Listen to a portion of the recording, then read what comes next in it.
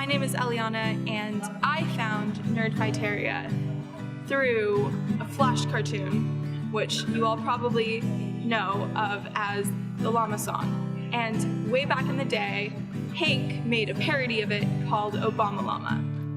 And I found this parody with my cousin, and we were cracking up because it was 2008, and we thought it was hilarious, just like we found the Llama Song hilarious. And that was my introduction to Nerdfighteria, and ever since then, I've kind of been a nerdfighter. I definitely grew up with Nerdfighteria.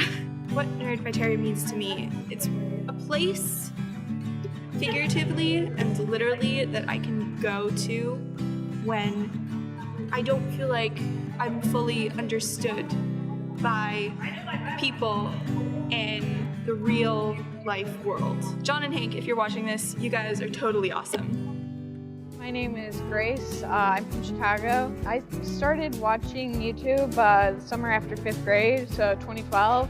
I had just gotten a laptop, so I was just fiddling around, and I ended up watching Charlie, and I ended up actually going back and watching all of his old videos from like the past 5 years, and watching every single one. From one of his videos, I found the Crave Challenge, and I watched all those, and that's how I ended up finding Dan and Phil. And so it kind of was a branching. I don't remember specifically how I started watching Vlogbrothers, but I always say it was Charlie. I really started watching them that October. I got sick in middle school, and I ended up getting diagnosed with ulcerative colitis. I was watching a Vlogbrothers video, and the first 4 seconds, Hank started with that he had ulcerative colitis, and I paused the video, ran downstairs sobbing outside to where my mom was with my laptop. I hadn't gone to the camps where people with it would be and stuff yet, so it was the first time I'd really heard about somebody else except for my Girl Scout friend's mom having it. So I just kind of started watching from there, and I just kind of went back and watched a lot of the old ones. I'm a very chronological person, so that helps me. I ended up just being part of it for the past several years now, feeling more and more part of it as I went, as I found the Chicago Nerdfighters Facebook group. I read False NerdStars that November, and I got a box set for Christmas.